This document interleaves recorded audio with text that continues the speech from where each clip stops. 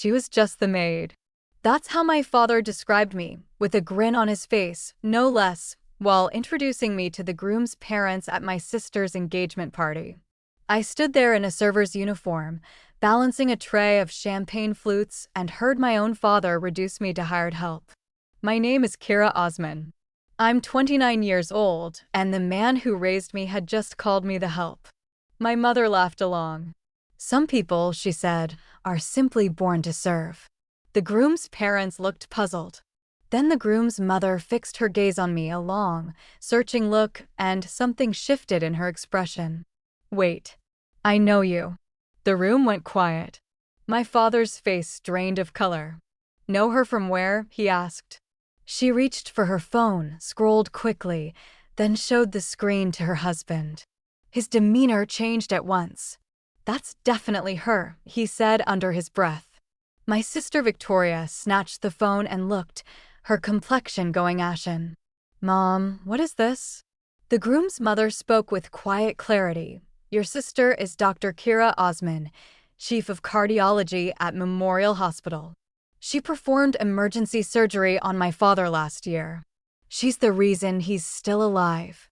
My father opened his mouth. Nothing came out.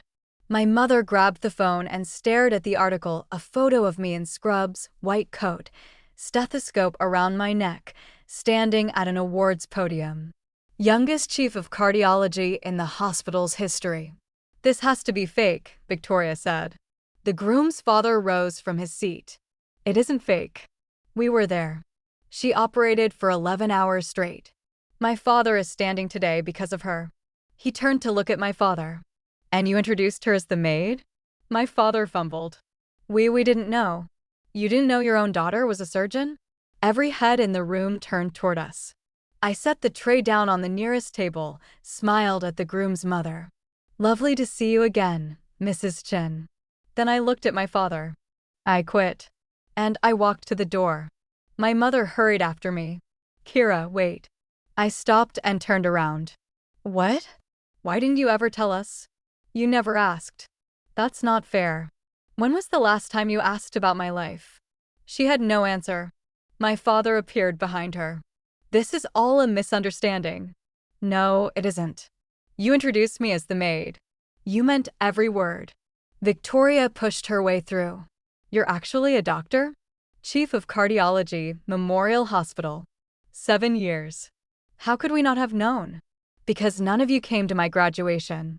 Not my white coat ceremony. Not a single milestone. My mother's eyes welled up. You never invited us. I sent invitations. You said you were too busy. Mrs. Chen approached quietly. Dr. Osman, I'm sorry, we didn't intend to make a scene. You didn't cause anything. You simply let the truth come out. She looked at my parents. Your daughter is remarkable. You should be proud. My father finally gathered himself. We are proud. I laughed. Really? Is that why you had me working my sister's party, pouring drinks for guests? We thought you needed the money. I earn $400,000 a year.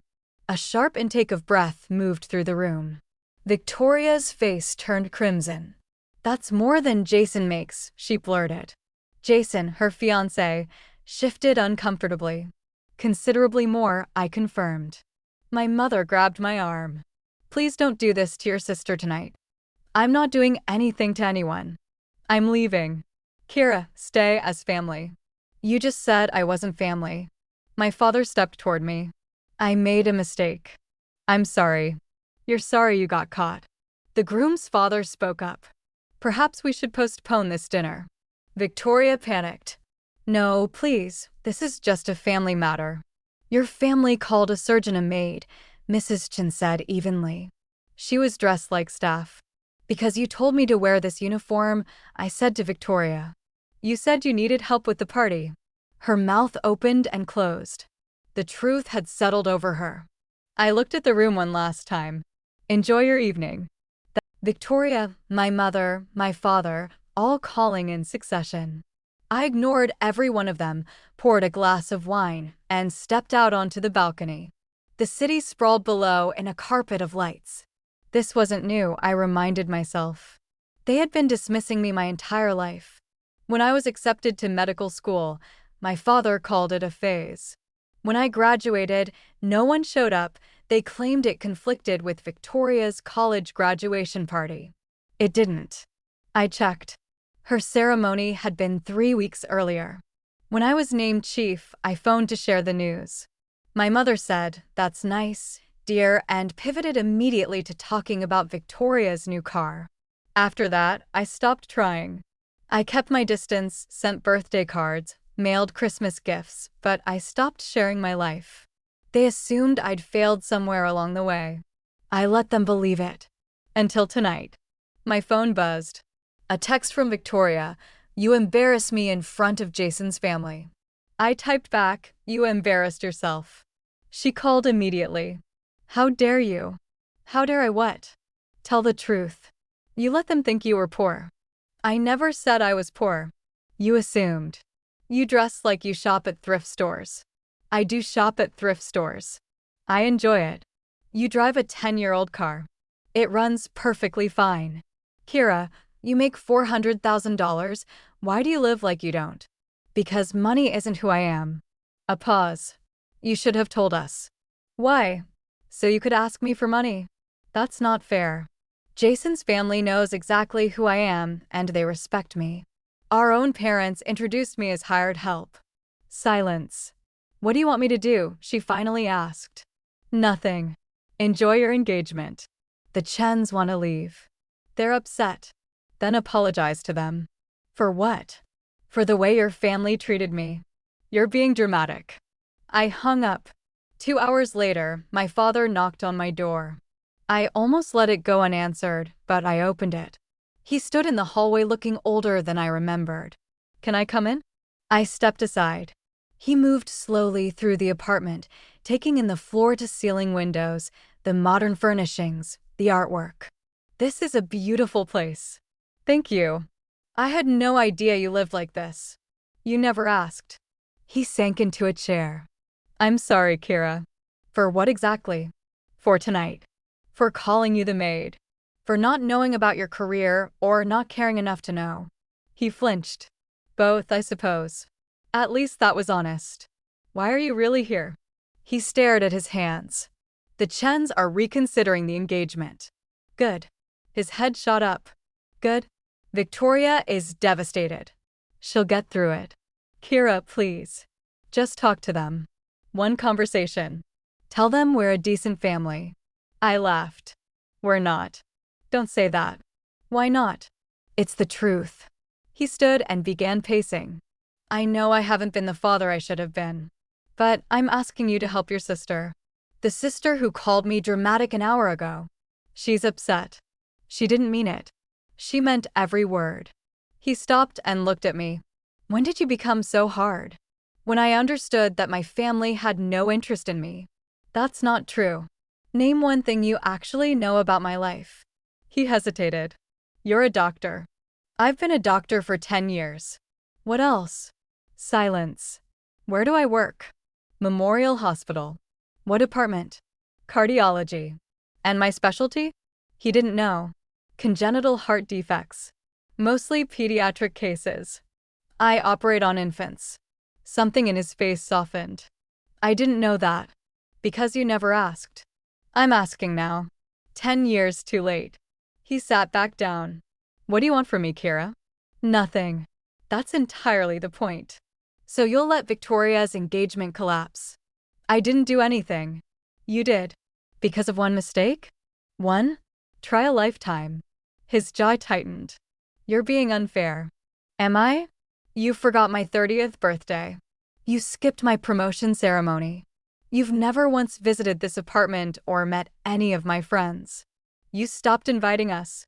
I stopped after you." I verified it. His face reddened. "Then why did we?" "Because you didn't want to come. You never wanted to celebrate me." He had no answer. I walked to the door and opened it. "You should go." "Kira, I have a surgery at 6 in the morning. I need to sleep." He walked out, paused at the threshold. "The Chens asked for your number. They'd like to have you to dinner." "I'll think about it. Please come for Victoria. If I go, it'll be for the Chens. They're good people." He flinched, then left. Mrs. Chin called the following morning. Dr. Osman, I'm sorry to call so early. It's fine. I'm already at the hospital. She invited me to a private dinner with just their family, no pressure, she said. I asked about the engagement. She hesitated. They were still deciding, she told me, but they wanted to know me better. Why? Because you saved my father's life. And because last night raised questions for us about the values Victoria grew up with. I understand. Friday at 7. I'll be there. My phone buzzed the moment I hung up. Victoria, did Mrs. Chin call you? Yes. What did she say? She invited me to dinner. Are you going? Yes. Please be kind. Please don't ruin this for me. I didn't reply. Friday arrived. The Chens had reserved a private dining room above their family restaurant. Mrs. Chin greeted me at the door with genuine warmth. Her husband stood when I entered. Jason was there, without Victoria. She's not joining us? I asked. We wanted to speak with you alone, Mr. Chin said. We sat, ordered, made easy conversation. Then Mrs. Chin leaned forward. We need to ask you something. Of course. Is your family always like that? Dismissive. Unkind. I considered softening the answer. I didn't. Yes. Jason looked at me. Victoria told us you staged the whole thing. That you wore the uniform deliberately to embarrass her. She asked me to work her party. I showed up because she told me she needed help. She offered me $200. Mrs. Chin pressed her hand to her mouth. She had no idea what you do. She does now. Mr. Chin shook his head slowly. How could your parents not know their own daughter's profession? I stopped telling them things after they didn't come to my medical school graduation. After that, no white coat ceremony, no residency completion, no promotion. They never asked, so I stopped sharing. Jason looked like he'd been struck. Victoria told us you were jealous of her. That you've always competed with her. I'm not jealous. I'm successful. They're different things. Then why agree to work her party? Because part of me still hoped that if they saw me, they'd finally recognize me. They didn't. Mrs. Chin reached across the table and took my hand. I'm deeply sorry. It's not your burden. We're reconsidering the engagement, she said gently. Jason spoke.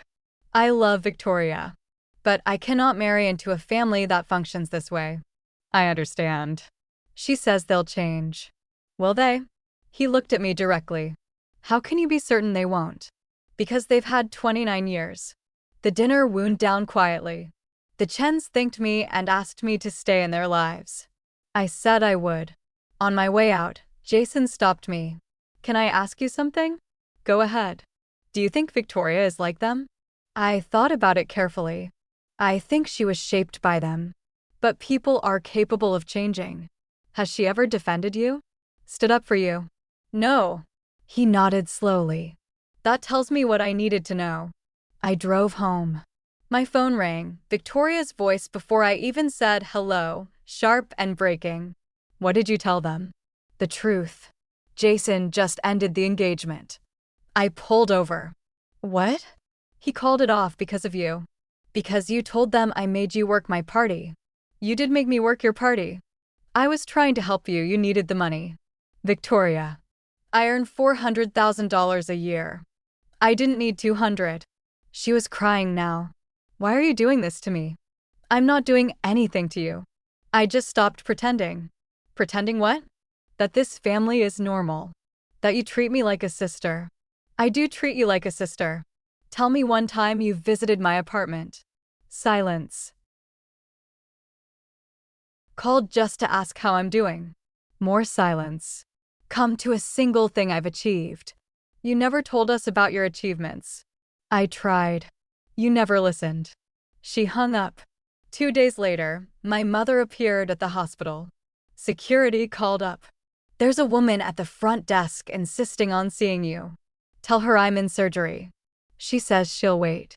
She waited 4 hours. When I finally came through the lobby, she was still there, makeup tracked down her face, eyes red and swollen. Kira, please. I'm working, Mom. Victoria is heartbroken. The wedding is gone. That's between her and Jason. You could fix this. I can't. Just apologize to the Chens for the things you said about us. I stared at her. I didn't say anything untrue. You made us sound like monsters. You treated me like one. She slapped me. Right there in the hospital lobby, in front of colleagues and patients. Security was there in an instant. Ma'am, you need to leave now. My mother looked horrified at herself. Kira, I'm so sorry, you need to go. Please, just 2 guards walked her out. I could feel my colleagues watching. I went in my office, shut the door, and let myself cry, not because she hit me, but because some stubborn part of me had still been hoping she would choose me. Just once, choose me. That evening, an email from Jason arrived. He wanted me to know that none of this was my fault. He had seen the way my family treated me, and he couldn't build a future with someone who had absorbed that behavior as normal. He hoped I was okay. I wrote back, thank you. You made the right decision. A week passed. No word from anyone. I threw myself into work, 3 surgeries, all successful. Then Mr. Chen called and asked if I had time for coffee. The following day we met at a small cafe near the hospital. He looked tired. How are you holding up? He asked. I'm fine. I heard my mother came to the hospital. He nodded. Jason feels terrible about everything. He shouldn't. He did nothing wrong. Mr. Chen stirred his coffee for a moment. My wife and I have been talking. We'd like to help you. Help me how? Your family, they don't deserve you. But you deserve a family. My throat closed around the words. What are you saying? We'd like to stay in your life, if you'll have us. Why? Because you saved my father-in-law. Because you're a genuinely good person. And because everyone deserves someone who truly sees them. I started crying there in that little cafe, which was not something I did often. I don't know what to say. Say yes. Yes. He smiled. Good. You're coming to Sunday dinner. For the next month, I had dinner with the Chens every week. They asked about my work, my ambitions, what I dreamed about, the kinds of questions my own family had never thought to ask. Mrs. Chen's father was always there too, the man whose heart I had repaired. He hugged me every single visit. My angel, he called me. It felt like home in a way I had almost forgotten was possible. Meanwhile, Victoria kept calling angry messages at first, then desperate ones, then silence. My parents made one more attempt, arriving at my apartment together. I let them in. We sat in the kind of quiet that has weight to it. Finally, my father spoke. We want to make things right. Then start by acknowledging what you did. My mother said they hadn't understood they were hurting me. Yes, you did, I said. You chose Victoria over me every single time. That wasn't an accident. It was a choice. My father looked at the floor. You're right. That surprised me enough that I paused. You're right, he said again. We favored her. We dismissed you. That was wrong. My mother nodded. So wrong. Why? They exchanged a look. My mother answered quietly. Because we thought she needed us more. And you seemed like you never needed anyone. So you stopped looking, I said. We stopped looking, my father repeated. We sat with that for a while. I don't know if I can forgive you, I said at last. We understand. But perhaps we could begin again slowly, on whatever terms you need. My mother's eyes filled with something fragile and hopeful. It wasn't resolution. But it was a beginning. 6 months on, things were genuinely different. My parents came to the hospital and watched me accept an award. They actually came. Victoria reached out and asked to meet for coffee. I said yes. She apologized, not a deflection, a real apology. I took you for granted, she said. Yes, you did. I was jealous of everything you'd accomplished. So I made myself feel better by treating you as though you were less. I know. It was awful of me. We talked for 2 hours. She was seeing a therapist and doing the work. She admitted Jason had been right to leave, she hadn't been ready. She seemed different. Quieter. More honest. Can we start over? She asked. As sisters. We can try. It wasn't seamless, but we were both making the effort. The Chen stayed. Sunday dinners, holidays, birthdays, they never missed a single one. One Sunday, both families ended up at the same table. My mother helping Mrs. Chin in the kitchen. My father and Mr. Chin deep in a conversation about golf. Victoria sat beside me and leaned over. This is strange. Good strange or bad strange? Good strange. Jason was there too. He and Victoria were speaking again, taking it one careful step at a time. Across the table, he caught my eye and mouthed, "Thank you." I nodded. After dinner, my father pulled me to the side. "Thank you for giving us another chance. You're my parents." I wanted to. We don't deserve it. Probably not. But everyone deserves the chance to become better. He hugged me. A real hug, arms all the way around. "I'm proud of you, Kira. I should have told you that years ago. Tell me now." That's enough. Driving home that night, I turned the engagement party over in my mind.